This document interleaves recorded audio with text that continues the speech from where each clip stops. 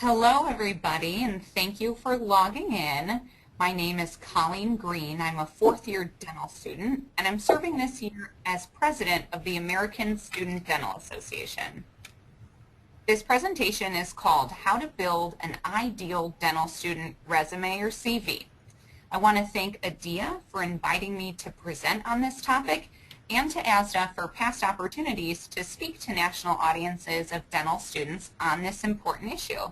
Just so you know, the comments I'm presenting today are all my own opinions based on lots of past editing and resume reviewing experience, and also being able to select candidates for national positions and awards. I think I have seen enough great examples of dental student resumes to give you some helpful guidelines as you create your own. I choose this quote to start with so that we can actually have the end in mind.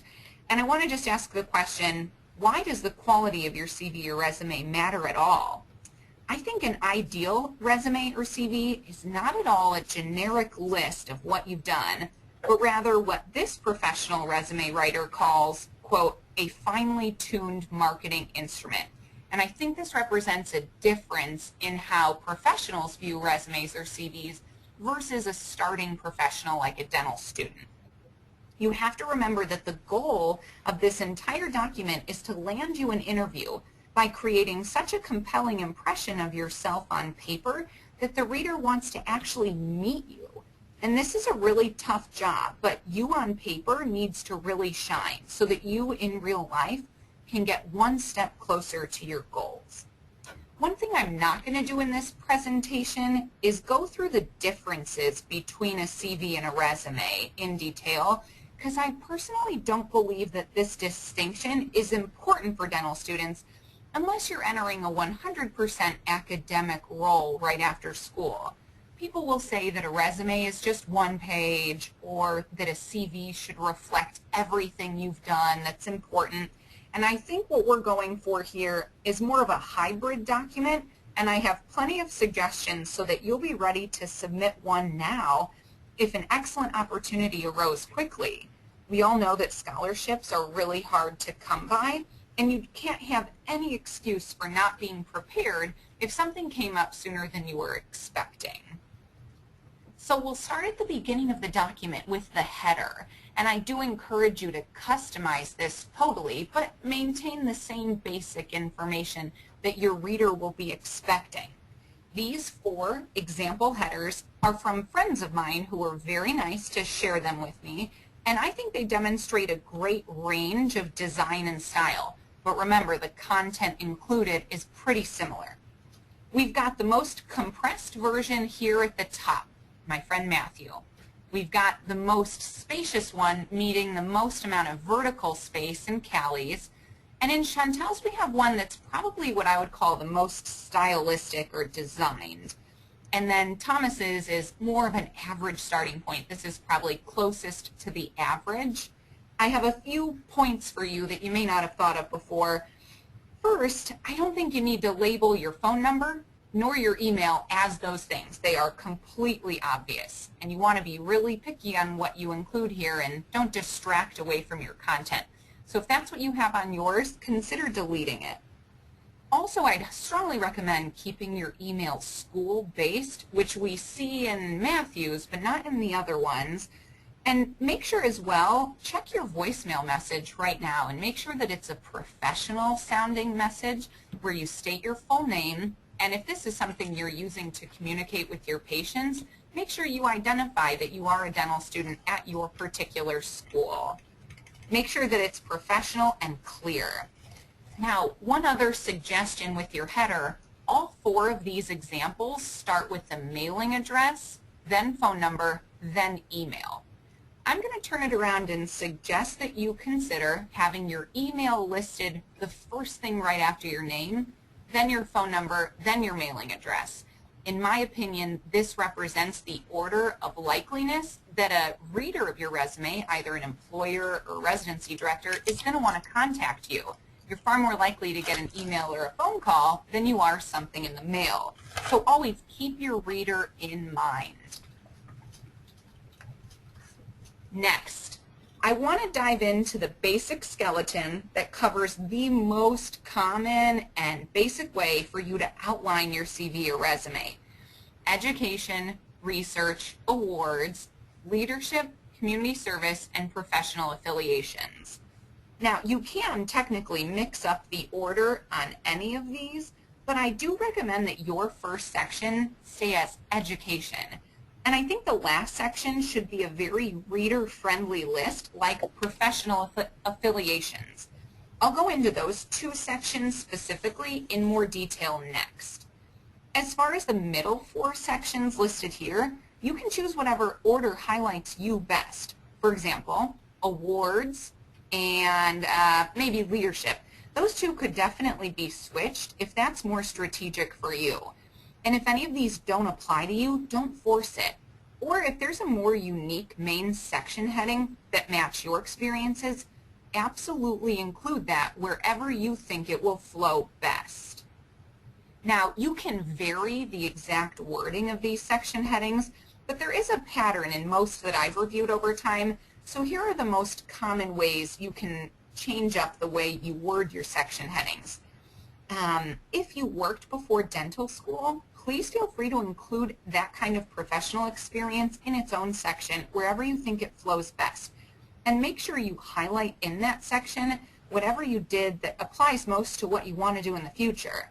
Especially if you are a licensed professional or worker of any kind, be sure to include that credential.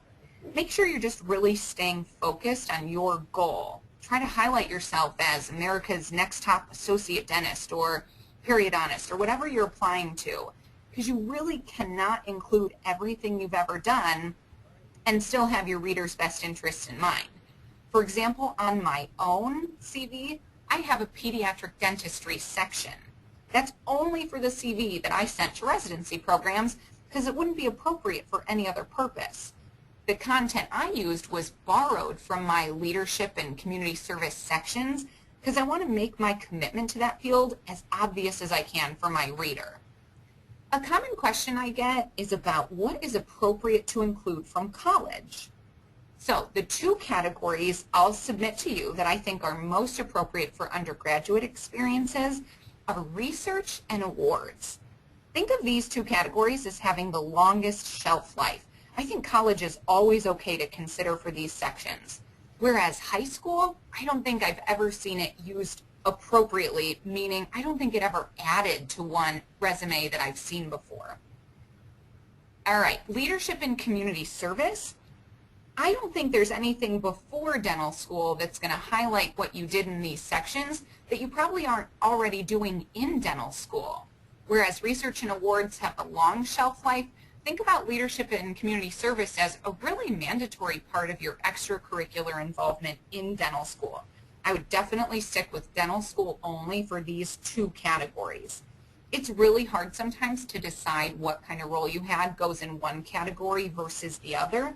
So my recommendation is to write out all of your extracurricular experiences and then sort them out. I think you should cherry pick the leadership from your extracurricular first, and then community service will probably be what's left over. But again, I recognize it's not a hard and fast line between the two, but I still would recommend pulling out those leadership experiences where you can demonstrate you had a great impact as a result of your leading an effort.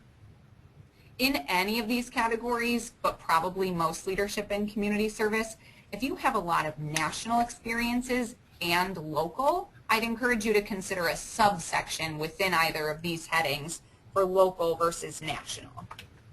All right, so like I said, I promised we're going to go into detail on the education section and professional affiliations. So, education. This is an example education section from a good friend of mine who shared his very first draft with me. The most important design advice I can give you is to be 100% consistent with your use of font, commas, capitalization, etc. This is really hard to achieve and requires many revisions and a really careful eye to detail. For example, some of the formatting here seems random to me. I'll show you specifically. If you were to look at every period, here, here, and here, I'm not sure that all of those are necessary. And if you look at the commas used between the city and state, those look consistent. But if you look at the comma between May and the year, it's used here, but not here or here. It is just as important that you put your content in a consistent format as it is that you pick the right stuff to include in the first place. These are easy things to fix once you look for them and identify those inconsistencies. It is great that he went with a reverse chronologic order, 2013, then 2009, then 2005, and he could have also included board scores, GPA, or class rank in here.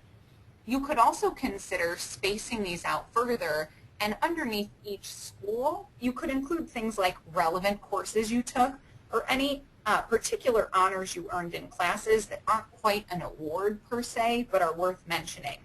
College athletics would also be something you could consider including here if you want. One thing I'd strongly recommend, and I suggest this to almost every resume that I do review, is the use of a right-hand column justification. So I'm using this red arrow to point out all the space on the right side of this person's page that isn't being used right now. For example, he could pull out a detail like the city and state or the graduation month and year and make those all in line with that right-hand margin. It'll free up a lot of space and offer an easier way to scan your resume. Along those lines, I think in this case, degree abbreviations are really important. So DMD, DDS, BA, etc.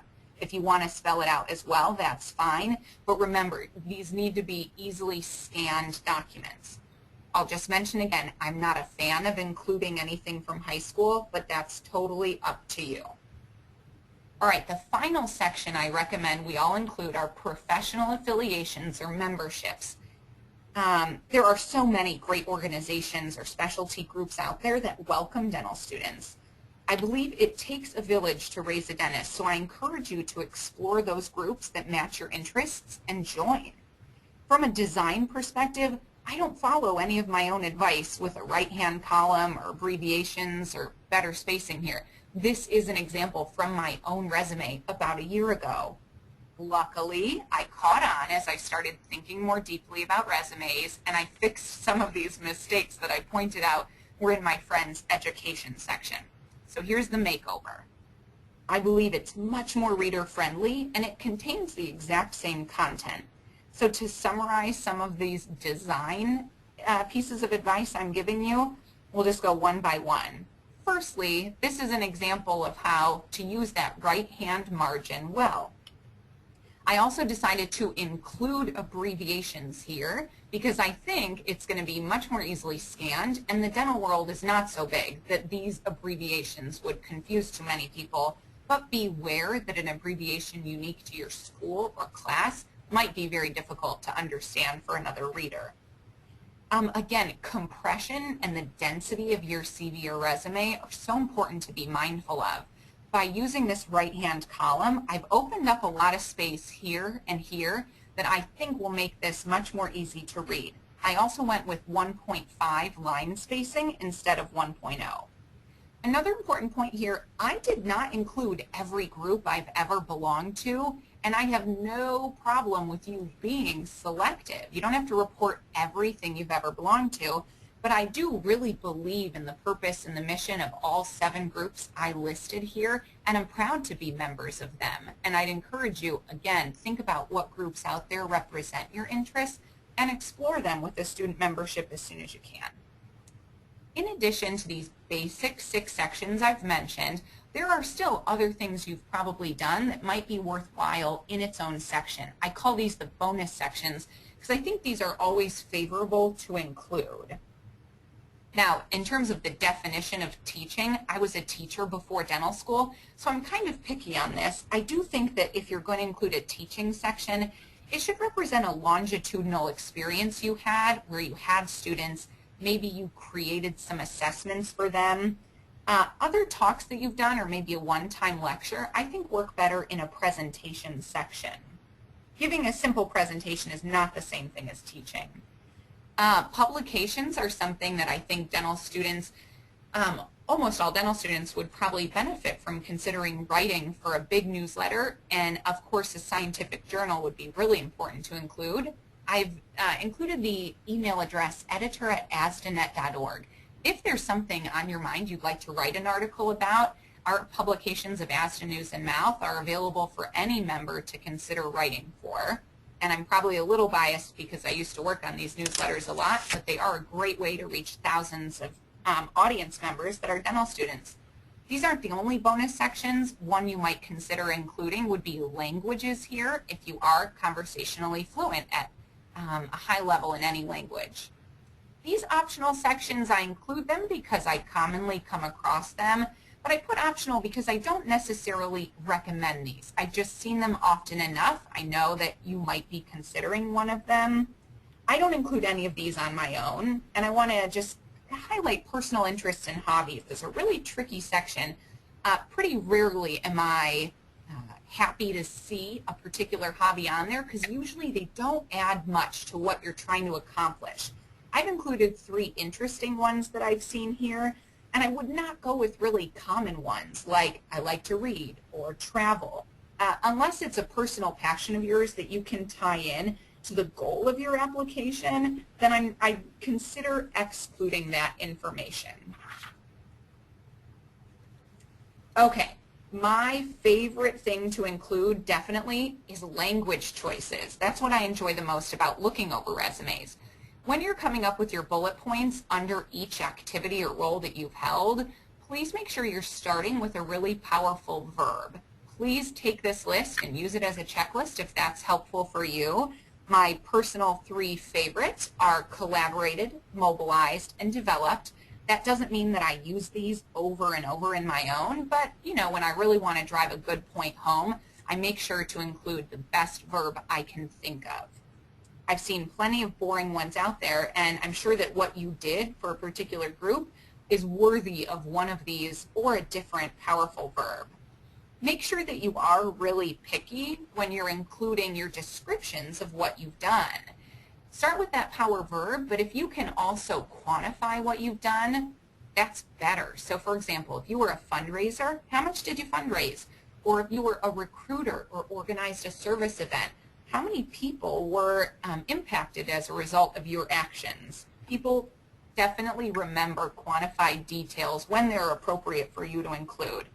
Never ever include just the title and the organization that you've belonged to or worked with without describing what your personal contribution was to their mission. It might confuse people or make them think that you held the title really passively if you don't give more context to your role. A really important point I want to close with is that you want to be fair to yourself and your classmates, and you want to make sure that you are never you're never falling for the temptation of overstating what you've done. There is a lot of pressure out there when you're applying for competitive things like scholarships, residencies, or jobs, but always stay true to exactly what you did. You didn't have to invent something or do something the best it's ever been done for it to be on your CV or resume. Just be accurate and make sure that you've described your role as clearly as you can. Don't ever try to do this alone either. Make sure that a close friend or someone in your class who knows what you've done can look over your paper with you, either to help you with the design or the content or both. I know this is not easy to do, so make sure you are not trying to do this alone. Thanks again to Adia for letting me share some basic thoughts on an ideal resume or CV. I think this is important for every dental student to consider working on sooner than later. Don't wait until your 3rd or 4th year to start compiling all of your personal accomplishments, especially those that carry over from even before dental school. Thanks to ASDA for letting me present on this in the first place, and thanks to my class, the first group that I presented on. If you're interested in getting more help with yours, or if you have more questions, please feel free to visit the ASDA booth during this event. You could also email me, tweet. You can go to this link, asdanet.org/CV, to see great additional examples of an actual CV, as well as additional tips. I wish you the best in writing out your own resume or CV and with whatever it is you're applying to. Best of luck. Thanks so much.